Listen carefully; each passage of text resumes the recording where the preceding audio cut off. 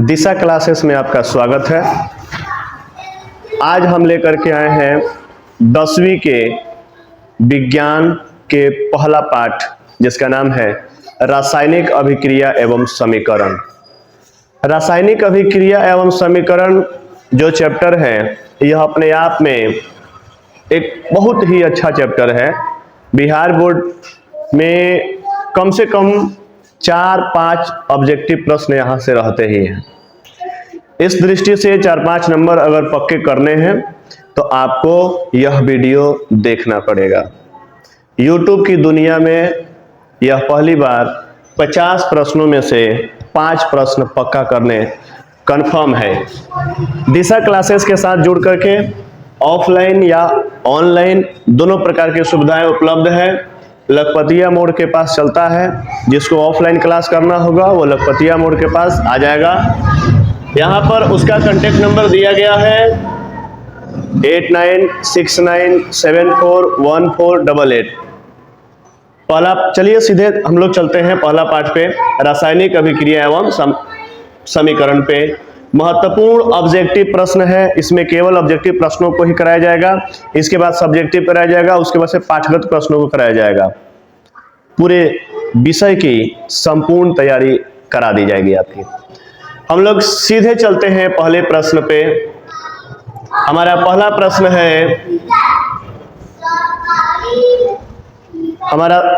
प्रश्न है,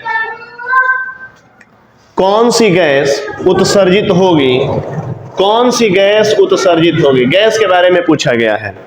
कौन सी गैस? आप यह केवल मैट्रिक तक ही नहीं, कंपटीशन में भी, रेलवे में, नेवी में, आर्मी में, हर जगह यह प्रश्न पूछे जाते हैं। इसलिए इस प्रश्न को बढ़िया से करना होगा। आइए हम समझते हैं कि क्या है ये। तो कैल्शियम कार्बोनेट CaCO3, यानी कि calcium carbonate. Calcium carbonate, calcium carbonate, यह है MgCO3, यानी कि magnesium carbonate. Magnesium carbonate CaHCO3 यहां पर दिया है नॉन। तो आपका संगमरमर का जो सूत्र होता है CaCO3 होता है। इसमें कैल्शियम और कार्बोनेट मिलकर के कैल्शियम कार्बोनेट बनाता है, जो कैल्शियम कार्बोनेट को हम लोग संगमरमर के नाम से भी जानते हैं। कैल्शियम कार्बोनेट को संगमरमर के नाम से भी जानते हैं, और इसे हम चौक के नाम से भी जानते हैं। यहाँ संगमरमर अगर नहीं देता है और चौक दे देता है ऑप्शन में, चौक अगर नहीं दे, यहाँ खड़िया भी देता है। खड़िया जिसको खली कहते हैं, तो खड़िया भी दे देता है, चौक भी दे देता है, संगमरमर भी दे देगा। इसमें से कुछ भी दे दे, आपका आंसर कैल्शियम कार्बोनेट आंसर हो जाएगा। कई बार हमने देखा है सीधे पूछ देगा खड़िया का रासायनिक सूत्र क्या होता है, बच्चे कंफ्यूज हो जाते हैं। तो कंफ्यूज होने की आवश्यकता नहीं है, आपका हमेशा आंसर कैल्शियम कार्बोनेट ही होगा। कई बार तो यह प्रश्न पूछ देता है कि चौक या खड़िया या खली या संगमरमर का रासायनिक नाम क्या है। तो रासायनिक नाम कैल्शियम कार्बोनेट है। इसमें कैल्शियम में 1, कार्बन में 1 और ऑक्सीजन में 3 अणु विद्यमान है। यह आगे की बात है। हमारा चौथा प्रश्न है, जल में हाइड्रोजन तथा ऑक्सीजन की परमाणु, यहाँ जल दिया है, यहाँ पर उसका फॉर्मूला दिया हुआ है H2O। करे कि हाइड्रोजन, तो हाइड्रोजन माने H होता है, ऑक्सीजन यानी कि O होता है, कि परमाणु संख्याओं का अनुपात क्या है। तो यहाँ तो सीधे तौर पर दिख रहा है कि हाइड्रोजन 2 गो है और ऑक्सीजन 1 गो है, तो 2:1 के अनुपात में रहते हैं। कहीं भी 2:1 के अनुपात में ही रहेंगे। तो यहाँ ऑप्शन कहीं दिया है 1:1 गलत है, 2:1 यहाँ मिल गया, हमारा ऑप्शन हो गया B। तो B is the correct answer. हमारा पता है ऑफलाइन बैच के लिए लखपतिया मोड़ गोपालगंज, कांटेक्ट नंबर यहाँ पर दिया हुआ है टेलीग्राम से जुड़ना चाहते हैं तो टेलीग्राम का भी नंबर दिया गया है, DTCC गोपालगंज। हमारा अगला प्रश्न है पांचवा प्रश्न। हमारा पांचवा प्रश्न है कि श्वसन किस प्रकार की अभिक्रिया है। श्वसन जो हम सांस लेते हैं और हम अपने शरीर के अंदर ऊर्जा तैयार करते हैं, जो भोजन हम किए रहते हैं उस भोजन को पचाने का काम करते हैं। श्वसन के द्वारा हम अपने शरीर के अंदर जो ऊर्जा निर्मित हुई होती है उसे शरीर के अनेक हिस्सों तक पहुंचाते हैं। तो हमारे शरीर से जो है एक प्रकार की ऊष्मा निकलती है, गर्मी निकलती है।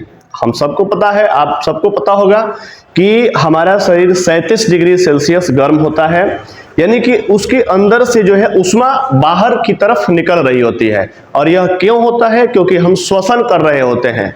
जब हम श्वसन करते हैं तो हमारे शरीर के अंदर से एनर्जी, ऊष्मा बाहर निकलती है। तो अब यहां पूछा गया है कि श्वसन किस प्रकार की अभिक्रिया है। तो श्वसन संयोजन अभिक्रिया है, गलत है। द्विअपघटन अभिक्रिया है, गलत है। उपचयन अभिक्रिया है, गलत है। तो हमारा शरीर ऊष्माक्षेपी है। ऊष्माक्षेपी अभिक्रिया किसे कहते हैं? वे अभिक्रिया जिसमें से ऊष्मा बाहर निकलती है, जिसमें से ऊष्मा बाहर निकलती है उसे हम लोग ऊष्माक्षेपी अभिक्रिया कहते हैं। और जिसमें बाहर से ऊष्मा की आवश्यकता होती है उसे ऊष्माशोषी अभिक्रिया कहते हैं।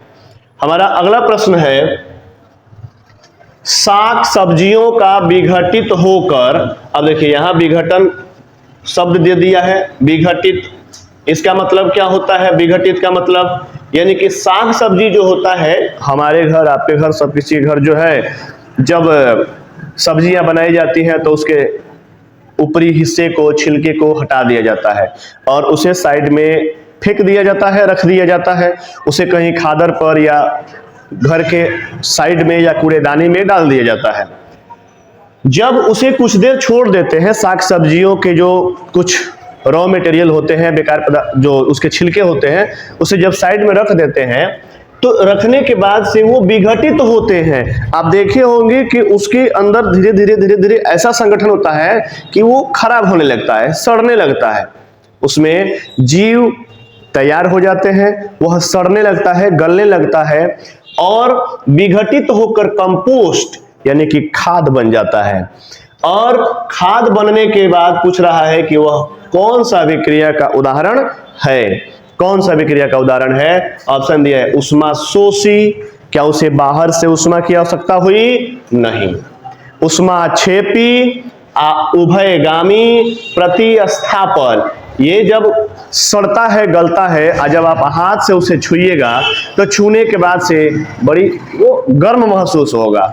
आपने देखा होगा जैसे कोई गोबर है, उस गोबर को कहीं रखा गया है 10 दिन, 12 दिन, 14 दिन से, उसको जब अंदर हाथ डालिएगा तो उसमें क्या मिलेगा? गर्माहट मिलेगी। यानी कि उसमें सड़ने गलने के बाद ऊष्मा तैयार हो जाता है और वो ऊष्मा बाहर की तरफ निकलता है। तो जिसमें से ऊष्मा बाहर की तरफ निकलता है उसे हम लोग कहते हैं ऊष्माक्षेपी अभिक्रिया। और जिसमें बाहर से अंदर की तरफ ऊष्मा की आवश्यकता होती है उसको हम लोग कहते हैं ऊष्माशोषी अभिक्रिया। नेक्स्ट, 7वां प्रश्न है। 7वां प्रश्न है, नीचे दी गई अभिक्रिया में कौन सा कथन सही है? हमारा 2015 का यह प्रश्न पूछा जा चुका है। ऐसे ऐसे प्रश्नों को लेकर के आया गया है 2015 में, 2018 में, 2022 में। यह प्रश्न जो है कई बार रिपीट किया गया है। फर्स्ट सिटिंग और सेकंड सिटिंग, दोनों सिटिंग में यह प्रश्न आ चुका है। तो इसको हम लोग देखेंगे कि यह जो अभिक्रिया दी गई है, यहां देख लीजिए, यही अभिक्रिया है। ये कौन सी अभिक्रिया है? ऑप्शन यहां दिया गया है, कॉपर का ऑक्सीकरण, कॉपर का अवकरण, कॉपर का नाइट्रेजेशन, ए और बी दोनों। तो यहां हम देख रहे हैं कि कॉपर है और यहां पर ऑक्सीजन है। कॉपर और ऑक्सीजन दोनों एक दूसरे से मिल जा रहे हैं, यानी कि कॉपर ऑक्सीजन से यानी कि ऑक्सीकरण कर ले रहा है। तो इसका आंसर हो जाएगा कॉपर का ऑक्सीकरण। करण हो रहा है, यानी कि कॉपर के साथ ऑक्सीजन आ करके मिल रहा है, तो ऑक्सीजन जिस किसी के साथ भी जा करके मिलता है उसे ही हम लोग ऑक्सीकरण कहते हैं। तो हमारा कॉपर का ऑक्सीकरण आंसर सही हो जाएगा CuO2 CuO, यानी कि कॉपर और ऑक्सीजन मिलता है तो कॉपर ऑक्साइड बनाता है, कॉपर ऑक्साइड बनाता है, और वही काम यहां पर किया भी है। ये कॉपर ऑक्साइड यानी कि कॉपर का ऑक्सीकरण हो रहा है, कॉपर ऑक्सीजन के साथ में मिल रहा है। हमारा अगला प्रश्न है सिल्वर ब्रोमाइड का रंग क्या है? सिल्वर यानी कि चांदी, सिल्वर यानी कि चांदी, जो पायल आप लोगों ने देखा होगा, कंगन देखे होंगे, कंगन खैर सोने के बने होते हैं, लेकिन जो पायल बना होता है वो चांदी का होता है, और चांदी को जो कोई देख लिया है वह इस प्रश्न को बता देगा कि क्या होगा। सिल्वर का होता है Ag, क्लोरीन मिलता है तो क्लोराइड बनाता है। AgCl का रंग क्या है? क्लोरीन, यह जो है विरंजक चूर्ण बनाने में काम आता है, यह भी सफेद, यह भी सफेद, तो इसका क्या आंसर हो जाएगा? श्वेत। ऑप्शन ए नंबर में ही है सही, श्वेत। अब अगला प्रश्न हमारा है, यह है Disha classes Gopalganj, offline and online classes की सुविधा है। हमारा 9वां प्रश्न है, 9 नंबर प्रश्न, तेजी से बढ़ते हुए। इसमें 50 प्रश्नों का संग्रह है, 50 का 50 महत्वपूर्ण है, 50 में से 5 नंबर आपका पक्का कंफर्म है। CuOH2O, CuOH2O। अब यहाँ Cu और H2O, यानी कि किस प्रकार का अभिक्रिया है? 2016 का यह प्रश्न है कि कॉपर ऑक्साइड को अगर हम जल के साथ मिला दें, कॉपर ऑक्साइड को जल के साथ अगर हम मिला देते हैं तो क्या बनाता है? तो यह क्या कर रहा है कि कॉपर को विस्थापित कर दे रहा है, आई आकर के ऑक्सीजन के साथ ऑक्सीजन मिला ले रहा है। तो यह किस प्रकार की अभिक्रिया है? तो देखिए, इसमें से एगो विस्थापित हुआ और इसमें आकर के जुड़ गया, तो जो बता चुके हैं, और इसमें का हाइड्रोजन है, तो आपको बताया गया है कि ऑक्सीजन के योग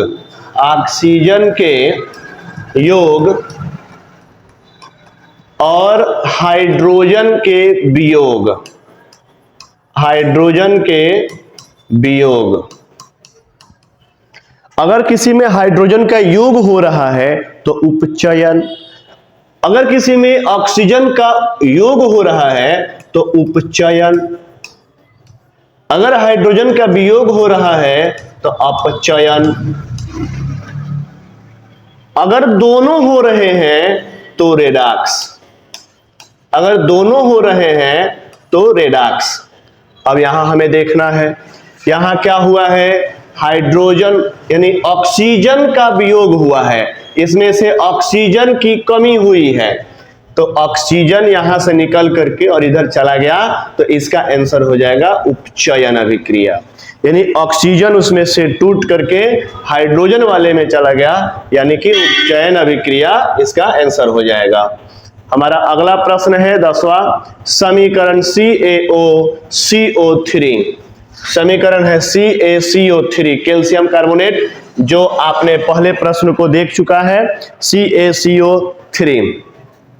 यह किस प्रकार का समीकरण है? इस समीकरण को यह पूछा है कि किस प्रकार का समीकरण है ये, तो हमारा आंसर देख ही सकते हैं, ये पूरा एक है। एस का मतलब होता है सॉलिड, और सॉलिड का मतलब होता है ठोस, ये भी सॉलिड, और सॉलिड का मतलब ठोस, और ये G4 गैस। अब हमें देखना है कि यहां पर एक यौगिक है और यहां दो गो बन रहा है, तो आपने पढ़ा है कि अगर एक ही तत्व टूट करके 2 या 2 से अधिक भागों में बट जाता है तो उसे वियोजन अभिक्रिया कहते हैं। अगर दो से अधिक तत्व मिल करके एक तत्व बना लेते हैं तो उसे संयोजन अभिक्रिया कहते हैं। जैसे अगर हमारे पास A और B है तो ये दोनों A प्लस B अगर हो जाता है तो इसे हम लोग कहते हैं वियोजन। इसे हम लोग कहते हैं वियोजन, यानी कि दो गो है अलग अलग टूट गया। उसके बाद अगर हम यहां देखें A है और इधर एक ही है, इधर AB यहां दिया गया हो, यहां अगर हमारे पास A हो यहां B हो, इधर निकलने के बाद से A और B दोनों एक साथ आ जा रहा हो तो इसे हम लोग कहेंगे संयोजन। इसे हम लोग कहेंगे संयोजन। तो इसमें क्या हो रहा है आप ध्यान देंगे, एक है और ये टूट के दो भागों में बट जा रहा है, यानी कि Ca इसमें से एक O ले रहा है, CaO बना ले रहा है, इसमें दो गो CO2 को छोड़ दे रहा है, यानी कि CO2 गैस बना ले रहा है। इसलिए हमारा आंसर हो जाएगा वियोजन अभिक्रिया, यानी कि टूटने की प्रक्रिया हो रही है और जब टूटने की प्रक्रिया होगी तो वियोजन अभिक्रिया आंसर हो जाएगा। हमारा अगला प्रश्न है 11 नंबर, निम्नलिखित अभिक्रियाओं में से कौन विस्थापन अभिक्रिया है? यह एकदम आसानी से समझ में आ जाएगा। विस्थापन, विस्थापन को समझना है, आप यह तो देख ही लिए हैं ऊपर वाला, यानी कि यह संयोजन अभिक्रिया है, संयोजन अभिक्रिया। अब यहां देखते हैं CaO यानी कि कैल्शियम ऑक्साइड, इधर HCl हाइड्रोक्लोरिक अम्ल। अब ये क्या कर रहे हैं, CaCl को ले रहा है, CaCl को ले लिया और यहां एक बना लिया यौगिक। उसके बाद से इसमें का H और इसमें का O लेकर के H2O बना ले रहा है। तो यह हो सकता है कि विस्थापन अभिक्रिया हो, लेकिन आगे देखते हैं हम लोग। FeCuSO4, अब Fe इसको ले रहा है FeSO4 और Cu को विस्थापित कर दे रहा है, तो हमारा आंसर यही होगा विस्थापन अभिक्रिया। विस्थापन अभिक्रिया ऑप्शन नंबर C। और ये जो है आपका द्विविस्थापन है, क्योंकि यह आयनों का आदान प्रदान कर रहा है। इधर कैल्शियम लिया, इधर क्लोरीन लिया, इधर ऑक्सीजन है, इधर हाइड्रोजन है, तो इसको हम लोग बोलेंगे द्विविस्थापन अभिक्रिया। द्विविस्थापन अभिक्रिया है यह। उसके बाद से नीचे वाला चौथा इसका D नंबर है NaOH, इसका सोडियम हाइड्रोक्साइड, हाइड्रोजन और क्लोरीन ये दोनों मिला देते हैं तो ये क्या, सोडियम और क्लोरीन, यानी कि सोडियम क्लोरीन और H यहाँ H2 एगो H यहाँ एगो H यहाँ, H2O यहाँ, यह भी द्विविस्थापन अभिक्रिया है। केवल यही एक है जो विस्थापन अभिक्रिया है। विस्थापन अभिक्रिया को एकल विस्थापन अभिक्रिया भी देता है कहीं कहीं पर, तो आपको घबराना नहीं है। एकल विस्थापन कहे या केवल विस्थापन कहे, दोनों परिस्थिति में ही यही आंसर हो जाएगा। आप देख सकते हैं हमारा आंसर जो है ऑप्शन नंबर C, Fe अकेले है, CuSO4, Fe क्या किया, SO4 को ले लिया, FeSO4 और कॉपर को विस्थापित कर दिया, बेचारा अलग चला गया ये, इसलिए इसको हम लोग विस्थापन अभिक्रिया कहेंगे। हमारा अगला प्रश्न है 12 नंबर, रासायनिक अभिक्रिया के दौरान किसी पदार्थ में ऑक्सीजन का योग कहलाता है। देखो अभी आया, इसके पहले ही हम एक्सप्लेन किए हुए हैं कि अगर किसी अभिक्रिया के दौरान, किसी भी अभिक्रिया के दौरान ऑक्सीजन का योग हो रहा है, अगर उसमें ऑक्सीजन की वृद्धि हो रही है तो उसे उपचयन अभिक्रिया कहते हैं। क्या कहते हैं, उपचयन अभिक्रिया कहते हैं। आइए ऑप्शन नंबर यहां हम देख सकते हैं, उपचयन यही है हमारा। उपचयन अभिक्रिया आंसर हो जाएगा ऑप्शन नंबर B, यहां पर दिया गया है option number B, option B उपचयन अभिक्रिया। जब भी कभी हाइड्रोजन की कमी होगी तो अपचयन और ऑक्सीजन की वृद्धि होगी तो उपचयन अभिक्रिया हो जाएगा हमारा आंसर। हमारा 13वां प्रश्न है, एक भूरे रंग का चमकदार तत्व एक भूरे रंग का चमकदार तत्व दिया गया है। X को वायु की उपस्थिति में गर्म करने पर वह काले रंग का हो जाता है। देखिए, X एक भूरे रंग का चमकदार तत्व है। कैसा है? भूरा रंग का है, भूरा रंग का है और चमकदार भी है। भूरा भी है, चमकदार भी है। चमकदार तत्व X को वायु की उपस्थिति में, उसमें वायु उपस्थित होना चाहिए, ऑक्सीजन उपस्थित होना चाहिए, उपस्थिति में गर्म करने पर वह काले रंग का हो जाता है। कैसा हो जाता है बाबू? काले रंग का हो जाता है। तो एक तत्व जो है, यहाँ पर जो तत्व X खाली है, यहाँ किसी का नाम नहीं दिया गया, उस तत्व का नाम बताना है। यहाँ ऑप्शन दिया सोडियम। सोडियम को तो जैसे आप निकालिएगा, निकालते ही आग लग जाएगा उसमें। जैसे हवा से अभिक्रिया किया, जल जाएगा। पानी में डालिएगा, ब्लास्ट कर जाएगा। तो सोडियम तो होगा नहीं। मैग्नीशियम भी नहीं होगा और पोटेशियम तो निश्चित तौर पर नहीं होगा। तो आपका आंसर हो जाएगा कॉपर। आप अगर कॉपर रखे हुए होंगे घर पे, कॉपर होगा आपके घर पे, आप कॉपर को लीजिएगा और उसे वायु की उपस्थिति में गर्म कीजिएगा, तो देखिएगा वो काला हो जाता है।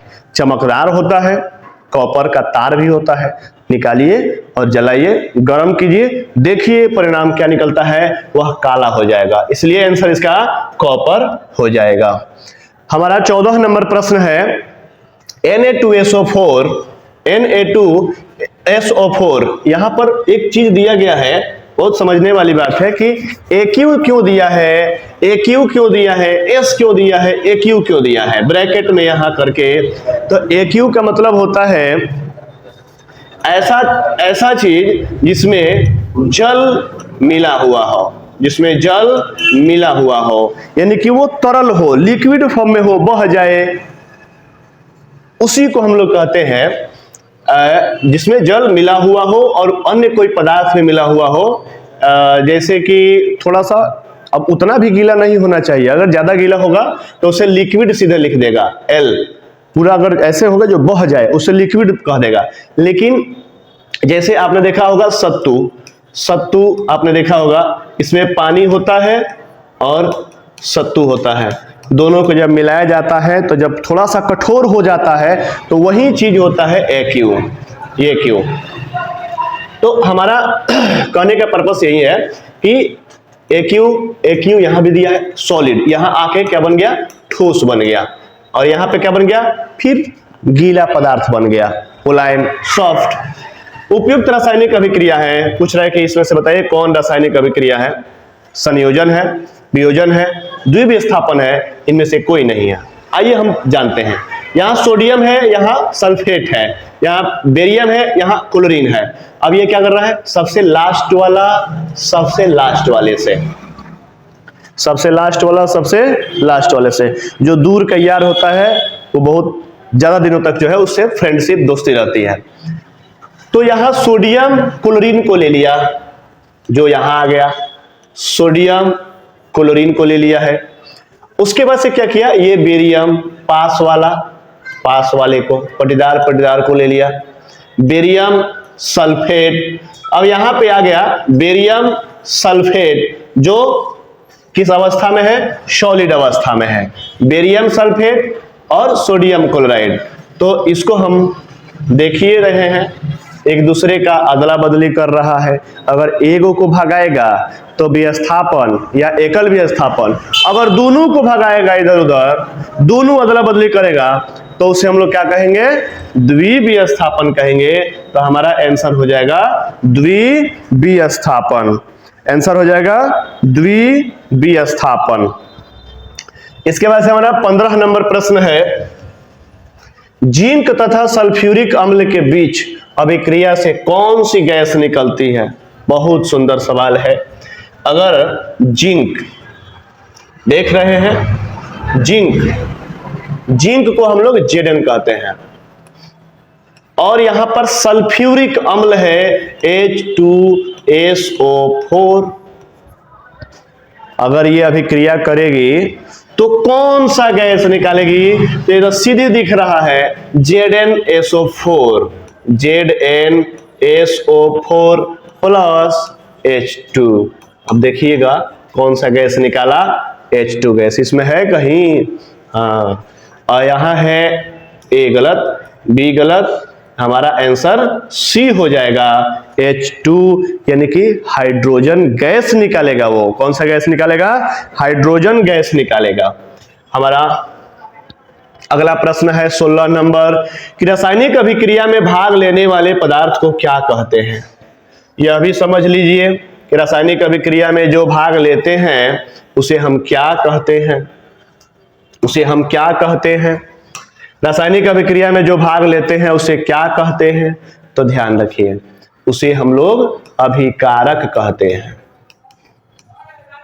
अभिकारक कहते हैं। आज जो तीर के चिन्ह के बाद अभिक्रिया होने के बाद जो प्राप्त होता है उसे उत्पाद कहते हैं, या उसे प्रतिफल कहते हैं, या उसे प्रतिफल कहते हैं। तो यहां ऑप्शन नंबर देख सकते हैं, ऑप्शन ए आंसर सही हो जाएगा। उसे हम लोग जो है अभिकारक कहते हैं। क्या कहते हैं? अभिकारक कहते हैं। हमारा 17वां प्रश्न है कि समीकरण H2O2 दोनों जब मिल रहा है तो H2O बना रहा है। H2O2 जब मिल रहा है तो H2O बना रहा है। यह एक कौन सा अभिक्रिया है? यहां देखिए, बहुत सोचने वाला बात है। संयोजन, वियोजन, अवक्षेप, अवक्षेपण यहां होगा, अवक्षेपण, उदासीनीकरण। तो उदासीनीकरण तो होगा नहीं, क्योंकि अम्ल और क्षारक जब मिलते हैं और जब अभिक्रिया करते हैं तब उदासीनीकरण अभिक्रिया होता है, और अवक्षेप क्यों बन नहीं रहा है, तो ये दोनों तो गया। और संयोजन, ये देख लीजिए, एगो ये है, एगो ये है, ये दोनों जुटने के बाद, संयोग होने के बाद बन रहा है, तो हमारा आंसर हो जाएगा संयोजन अभिक्रिया। 17 का हमारा आंसर हो जाएगा संयोजन, ऑप्शन नंबर ए। हमारा अगला प्रश्न है 18 नंबर, प्रकाश संश्लेषण क्रिया में ऑक्सीजन बाहर निकलता है। देख लीजिए, बहुत नॉर्मल सवाल है। जब पौधे प्रकाश संश्लेषण की क्रिया करते हैं, कोई भी पौधा, छोटा पौधा, बड़ा पौधा, प्रकाश संश्लेषण की क्रिया जब करता है, मान लीजिए कि ये पौधा है, ये पौधा है, जब ये प्रकाश यहां से सूर्य का प्रकाश ले रहा होता है,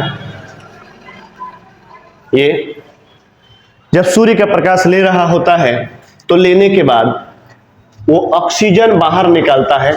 तो आपको पता है कि जमीन से नीचे से H2O और खनिज, लवण नीचे से ऊपर की तरफ जाता है। जाने के बाद इसके पत्तियों में भोजन बन जाता है। पेड़ पौधों का जो पत्ता होता है उसका रसोई घर कहलाता है। उसमें खाना जब बन जाता है तब बनने के बाद जो जल होता है उसी जल से क्या बाहर निकलता है? ऑक्सीजन बाहर निकलता है। तो हमारा आंसर हो जाएगा जल से। नेक्स्ट प्रश्न है, निम्न में से कौन सा उत्पाद लेड नाइट्रेट को गर्म करने पर प्राप्त होता है? यानी कि जब हम लेड नाइट्रेट को गर्म करेंगे, लेड नाइट्रेट, लेड माने सीसा, इसको Pb से करते हैं, और NO3 PbNO3 जिसको लेड नाइट्रेट कहते हैं। अगर इसको हम गर्म करते हैं तो कौन सा गैस निकलेगा? तो हमारा ऑप्शन नंबर सी, यानी कि नाइट्रेट और ऑक्सीजन दोनों गैसें निकलेंगी, इसलिए हमारा ऑप्शन नंबर सी 19 नंबर का आंसर हो जाएगा। अगला सवाल है 20 नंबर, लोहा से जिंक को लेपित करने की क्रिया को कहते हैं। यह भी सवाल बहुत महत्वपूर्ण है परीक्षा की दृष्टि से। अगर लोहा है, इसको हम जिंक से लेपित कर देते हैं तो इसको कहते हैं गैल्वनीकरण। क्या कहते हैं? क्या कहते हैं इसको? गैल्वनीकरण, या इसको जस्तीकरण, या इसको इलेक्ट्रोप्लेटिंग, इसके अन्य बहुत सारे नाम हैं, गैल्वेनीकरण, जस्तीकरण या इलेक्ट्रोप्लेटिंग। हमारा अगला प्रश्न है, यहां ऑप्शन देख लीजिएगा, 20 नंबर का आंसर हमारा कहां है? गैल्वेनीकरण। हाँ, यहां ऑप्शन नंबर बी में है गैल्वेनीकरण, आंसर सही हो जाएगा। आइए हम लोग 21 नंबर सवाल पे चलते हैं। नीचे दी गई अभिक्रिया के संबंध में कौन सा कथन सत्य है? इसमें जो दिया गया है अभिक्रिया, इसमें कौन सा बात सत्य है? इसी सत्य बात को हम लोगों को खोज लेना है। आइए, कह रहा है कि ZnO प्लस सी, ZnO प्लस सी यानी कि जिंक ऑक्साइड और कार्बन मिलता है तो जिंक को विस्थापित कर देता है और कार्बन ऑक्सीजन अपने में मिल जाता है, तो कार्बन अपचयित हो रहा है। ऑप्शन नंबर ए हमारा सही हो जाएगा, कार्बन उपचयित हो रहा है। हमारा 22वां नंबर सवाल है कि जिंक तथा लेड कॉपर की अपेक्षा, जिंक तथा लेड माने बार बार बातें कह रहे हैं कि लेड का मतलब होता है शीशा, लेड का मतलब शीशा, इसको इंग्लिश में यानी संकेत में हम लोग पीबी से दर्शाते हैं, और जिंक माने जेडन से, जिंक जेडन से और कॉपर सीयू से, तो इसको हम क्या कहेंगे बबुआ? है ये जिंक और लेड कॉपर की अपेक्षा कम क्रियाशील है। क्या है? कम क्रियाशील है, कम, और कॉपर अधिक क्रियाशील होता है, इसलिए हमारा ऑप्शन ए सही हो जाएगा। हमारा 23वां प्रश्न है कि वे अभिक्रियाएं जिनमें अभिकारकों के बीच आयनों का आदान प्रदान होता है, तो यह तो एकदम नॉर्मल सवाल है, इसके पहले भी हमने बता चुका है। बताइए ऑप्शन, अपने से बताइए लोग, 10 सेकंड का समय है, कमेंट करें, उसमें कमेंट में जरूर बताएं क्या आंसर होगा।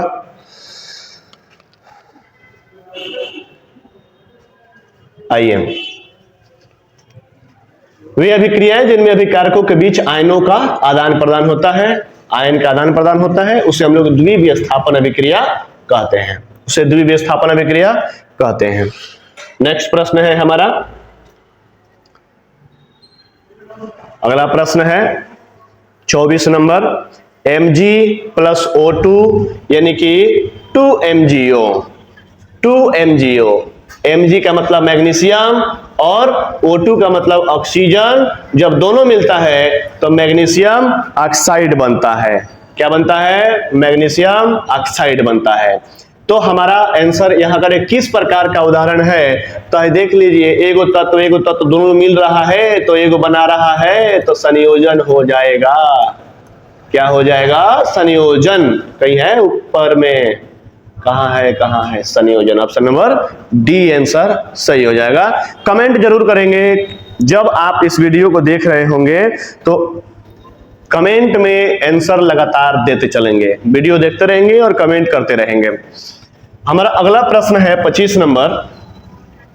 25 नंबर है कि ऐसी अभिक्रिया जिसमें दो या दो से अधिक अभिकारक मिलकर एकल उत्पाद का निर्माण करते हो, उसे क्या कहेंगे हम लोग?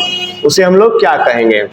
अगर देख लीजिए, ऐसी अभिक्रिया जिसमें दो या दो से अधिक, देखिए ध्यान दीजिए, ऐसी अभिक्रिया के बारे में पूछा गया है, दो या दो से अधिक अभिकारक मिलकर एकल उत्पाद जैसे H2 और O2 मिल करके H2O बनाता है। बना लिए ना, दो है, दो को मिल करके एकल उत्पाद बनाया, माने एक उत्पाद बनाया, उसे क्या कहेंगे? तो आप उसे संयोजन अभिक्रिया कहेंगे। क्या कहेंगे? संयोजन अभिक्रिया कहेंगे उसे।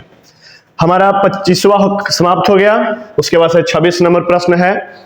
26 नंबर प्रश्न में है कि मैग्नीशियम रिबन के दहन होने पर किस प्रकृति का लौह उत्सर्जित होता है?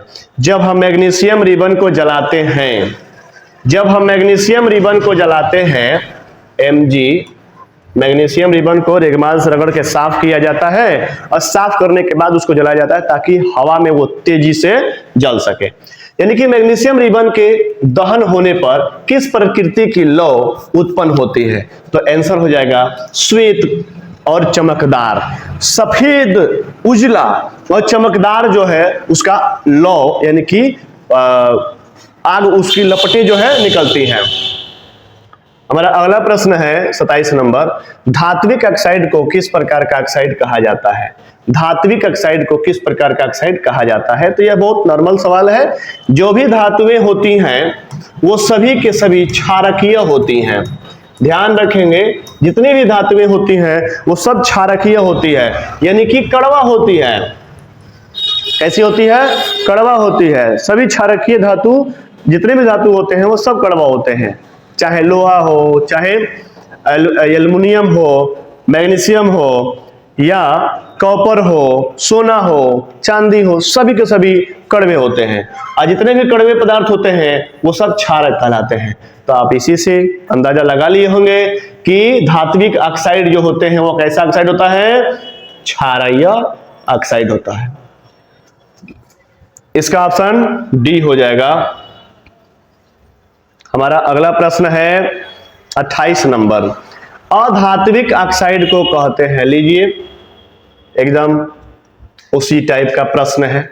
जो धातु या अधातु, अधातु जितने भी अधातुएं होती हैं वो सभी के सभी अम्लीय होती है, सभी के सभी अम्लीय होती है। अब यहां पे देखिए कहीं, हाँ मिल गया सी, अम्लीय ऑक्साइड। कमेंट में फटाफट कर देंगे, जैसे समझ में आ जाए तुरंत कमेंट कर देंगे क्या समझ में आ गया। हमारा अगला प्रश्न है, निम्न में कौन ऑक्सी कारक है? देखेंगे ऑक्सी कारक कौन है इसमें? जो ऑक्सीजन होता है वही तो ऑक्सी कारक होता है, तो ऑक्सीजन हमारा ऑक्सी कारक है। हमारा अगला प्रश्न है 30वां प्रश्न है, निम्न में कौन अवकारक गुण प्रदर्शित करता है? निम्न में कौन अवकारक गुण प्रदर्शित करता है? पहले वाला तो ऑक्सी कारक था, आई हो गया अवकारक, जिसमें ऑक्सीजन नहीं होगा वही तो अवकारक हो जाएगा। यहां ऑप्शन देखिए, ऑक्सीजन है नहीं होगा, ऑक्सीजन है नहीं होगा, ऑक्सीजन है नहीं होगा, H2S। ऑप्शन के हिसाब से भी आप आसानी से अपने आंसर को कर सकते हैं। हमारा 31 नंबर का प्रश्न है, समीकरण CuO2, Cu कॉपर और ऑक्सीजन मिलकर कॉपर ऑक्साइड बना रहा है, पूछ रहा है किस प्रकार की अभिक्रिया है? तभी तो इसके पहले बताया गया था, कॉपर ऑक्साइड दोनों जब मिल रहा है तो यहां पर मिलने के लिए जो है ऑक्सीजन का योग हो रहा है तो ऑक्सीकरण, ऑक्सीजन का योग हो रहा है तो ऑक्सीकरण, अगर ऑक्सीजन का वियोग होता तो अवकरण हो जाता। हमारा अगला प्रश्न है 32 नंबर, अभिक्रिया Fe2O3 प्लस 2Al। अब यहां पर देखिए ये एल्युमिनियम क्या किया है? ऑक्सीजन को ले लिया है, एल्युमिनियम को ऑक्सीजन को मिला दिया है और फिर उसको विस्थापित कर दिया है, यानी फिर उसको भगा दिया है कि भागो तुम ज्यादा अभिक्रियाशील नहीं हो, कम अभिक्रियाशील हो, तुम साइड हो जाओ। तो यहां पर ऑप्शन के हिसाब से हम देखते हैं जो भगा दिया है उसको कौन होगा। तो आपको तो पता ही है कि जो भगा देता है वो कौन होता है, जो भगा देता है वो कौन होता है? जो भगा देता है वो विस्थापन होता है, या जो दोनों को आदान प्रदान कर दे, अदल बदल दे, दोनों को अदल बदल दे, मेरा तुम ले लो और तुम अपना मुझे दे दो, तो उससे द्विविस्थापन। एक होता है कि मैं ले रहा हूं और मेरे पास है, वो अलग चल जा रहा है, उसको हम लोग केवल एकल विस्थापन या विस्थापन कहेंगे। तो ये हमारा आंसर हो जाएगा विस्थापन, इसे एकल विस्थापन भी कहते हैं, एकल विस्थापन भी कहते हैं। अगला प्रश्न है हमारा 33 नंबर प्रश्न है, अभिक्रिया CuO plus H2, CuO plus H2 यानी कि यहां पर CuO देखिए कॉपर ऑक्साइड और हाइड्रोजन, तो कॉपर को विस्थापित कर दिया है और हाइड्रोजन ऑक्सीजन आपस में मिल गए हैं। पूछ रहा है कौन सा अभिक्रिया है, तो यहां ध्यान देना है, यहां पर विस्थापन भी दिया गया है और यहां पर रिडॉक्स भी दिया गया है, अब चयन भी उपचयन भी दिया गया। यहां बहुत सोच समझ के आंसर को मारना है, नहीं तो तुरंत गलत हो जाएंगे आप। सबसे पहली बात कि यहां हाइड्रोजन है और यहां ऑक्सीजन है, ऑक्सीजन आके इसमें जुट रहा है और ऑक्सीजन की इसमें वृद्धि हो रही है, तो आप क्या कहेंगे? इसमें हाइड्रोजन भी है ऑक्सीजन भी है, जब दोनों है तो रिडॉक्स अभिक्रिया मारेंगे। जब दोनों आ जाएगा, हाइड्रोजन और ऑक्सीजन जब दोनों आ जाएगा तो रेडॉक्स अभिक्रिया को आंसर मारेंगे। 34 नंबर का सवाल है अभिक्रिया 2PbO। 2PbO यानी कि लेड ऑक्साइड है। PbO का मतलब लेड ऑक्साइड होता है और यहां पर कार्बन है। तो ये क्या कर रहा है कि ऑक्सीजन कार्बन को उपचयित कर दे रहा है। कहां है? यहां लेड ऑक्साइड अपचयित हो रहा है और कार्बन उपचयित हो रहा है। तो आपका आंसर हो जाएगा सी। हम अगले प्रश्न पर चलते हैं। AB plus CD, AB plus CD, तीर का चिन्ह ए डी, यहां ए है यहां डी है। देखिए हम कहे थे ना आदान प्रदान कर रहा है, एगो ले रहा है तो एगो दे रहा है, ये इसको और ये इसको, यहां जोड़ा बना ले रहा है। तो जब दोनों जोड़ा बना लेगा तो द्विविस्थापन, द्विविस्थापन। और देखिए यहां कितनी होशियारी किया है, यहां कितना होशियारी किया है कि द्विविस्थापन ऑप्शन में नहीं दिया है, ऑप्शन में तो नहीं दिया है, यहां ऑप्शन एक और दे दिया है कि इनमें से कोई नहीं। तो हम यहां देख रहे हैं नया उभय विस्थापन, यही आंसर होगा। बच्चे कंफ्यूज होकर के समय लगाएंगे और डी को मारेंगे, लेकिन डी गलत हो जाएगा और आंसर हो जाएगा आपका उभय विस्थापन। उसका मतलब भी होता है द्विविस्थापन। क्या होता है? द्विविस्थापन। हमारा अगला प्रश्न है 36वां प्रश्न। दूध से दही बनना कौन सा कैसा परिवर्तन है? दूध से दही बनना।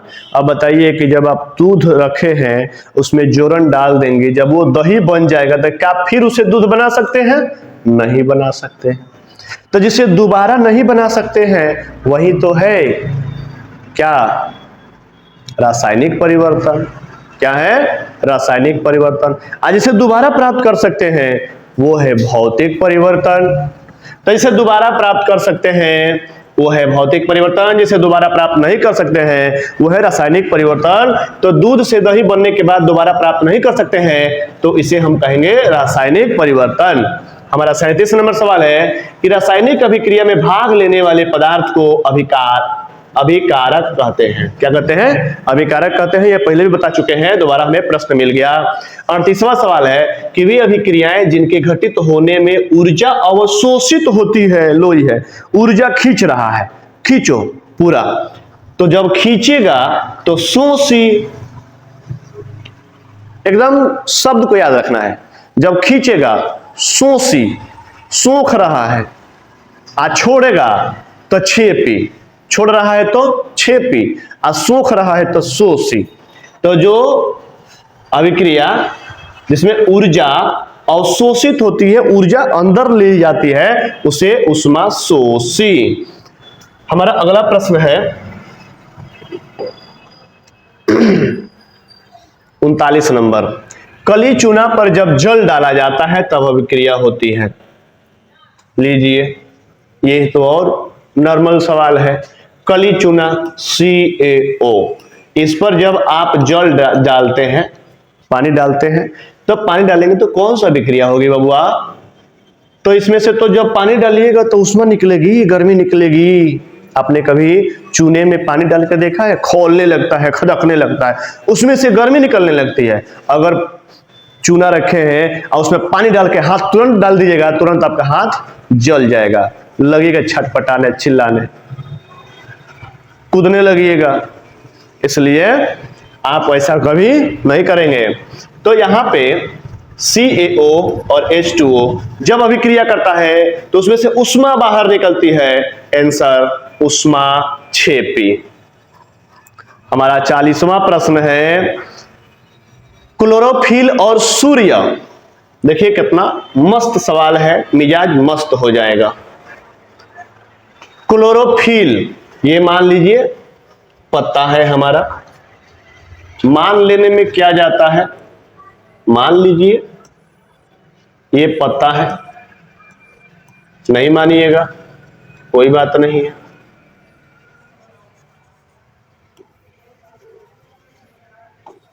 ये मान लीजिए पत्ता है, ये तो मानेंगे। अब इस पत्ता में हरा रंग होता है, उस हरा रंग के अंदर छोटे छोटे छिद्र होते हैं जिसको रंध्र कहते हैं, और इसी रंध्र के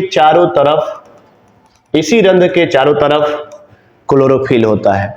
ये क्लोरोफिल क्या करते हैं कि सूर्य के प्रकाश को सोखते हैं, खींचते हैं अपने अंदर। तो वही तो कह रहा है कि क्लोरोफिल और सूर्य प्रकाश की उपस्थिति में पौधे वायु से, कहां से? वायु से कार्बन डाइऑक्साइड यानी कि CO2 आप पृथ्वी से, कहां से? जमीन से जल ग्रहण करके अपना भोजन तैयार करते हैं। यह किस प्रकार की अभिक्रिया है? तो प्रकाश नीचे से रसायन खींच रहा है, ऊपर जाके केमिकल बना रहा है, तो प्रकाश रासायनिक अभिक्रिया इसका आंसर हो जाएगा। प्रकाश रासायनिक अभिक्रिया।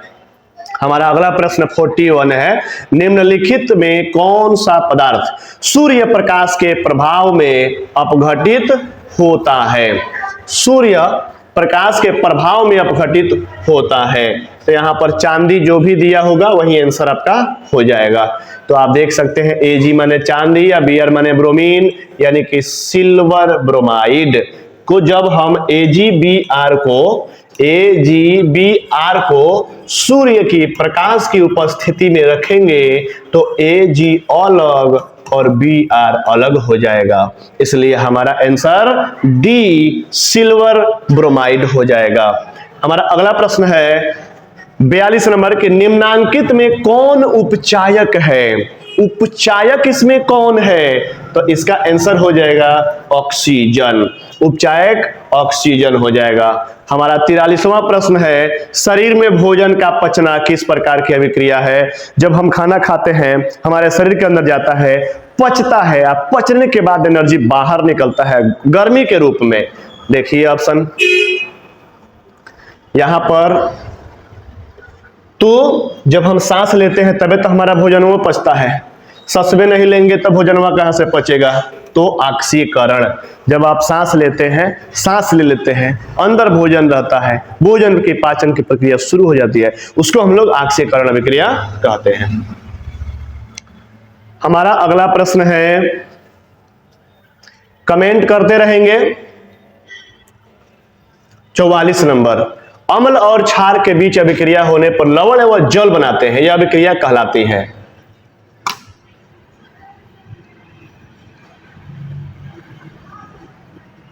हमारा 42वां कहां गया?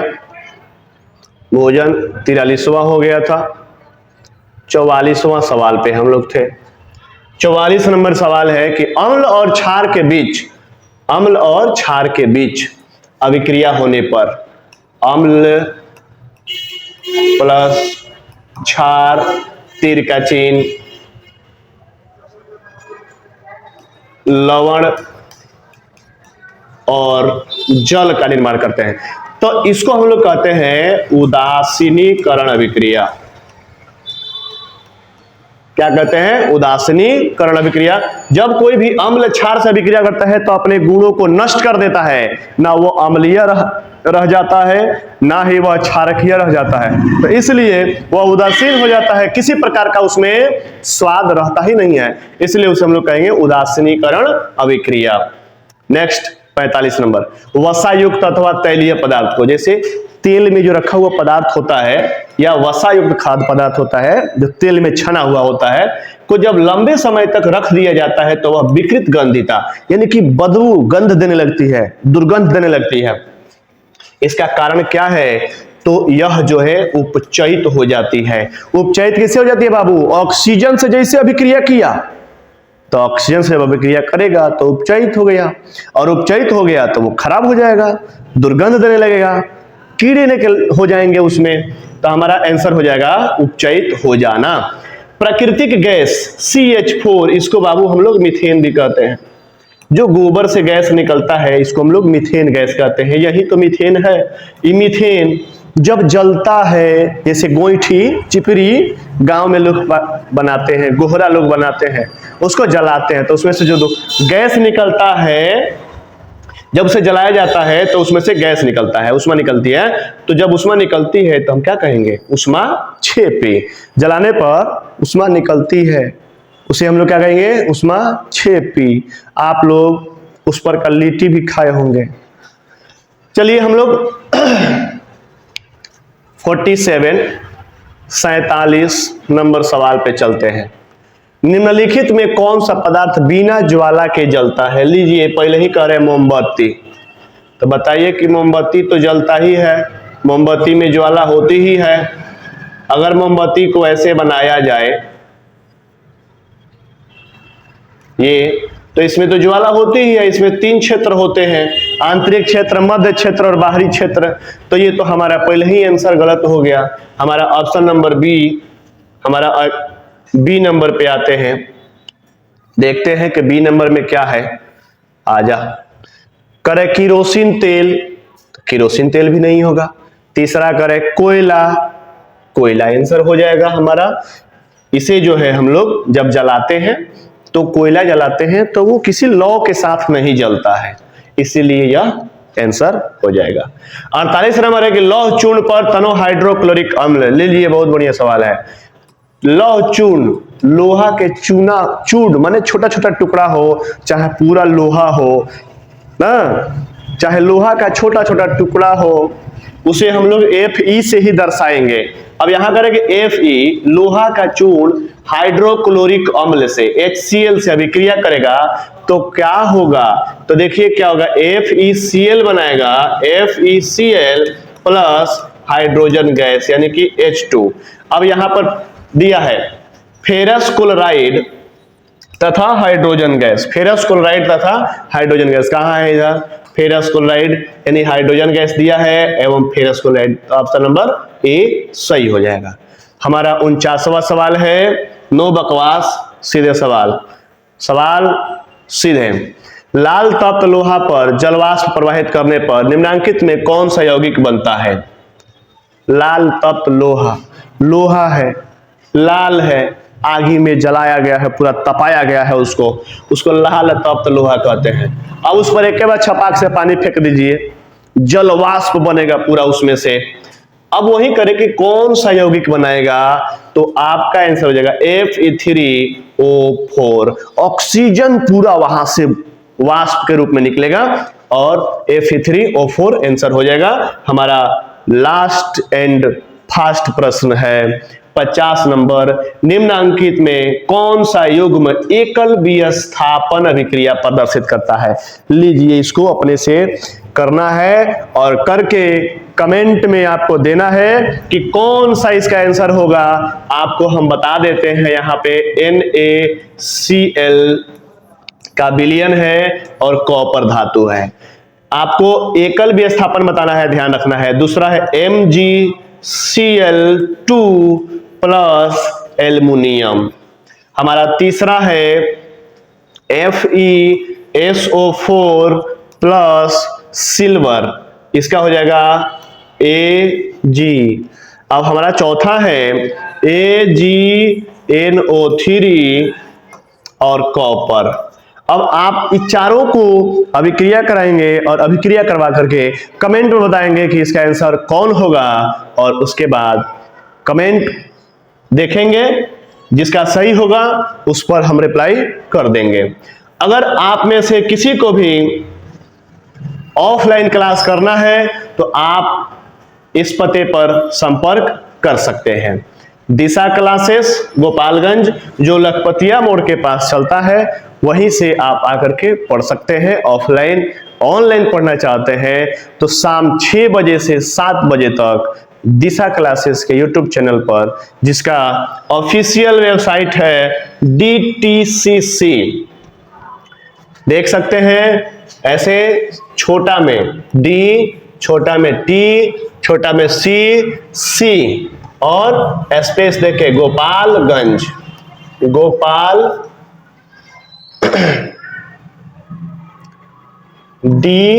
DTCC गोपालगंज सर्च करेंगे तो आपका आ जाएगा यूट्यूब चैनल। वीडियो को पहले देखेंगे पूरा, उसके बाद उसको सब्सक्राइब करेंगे। धन्यवाद आप सबका।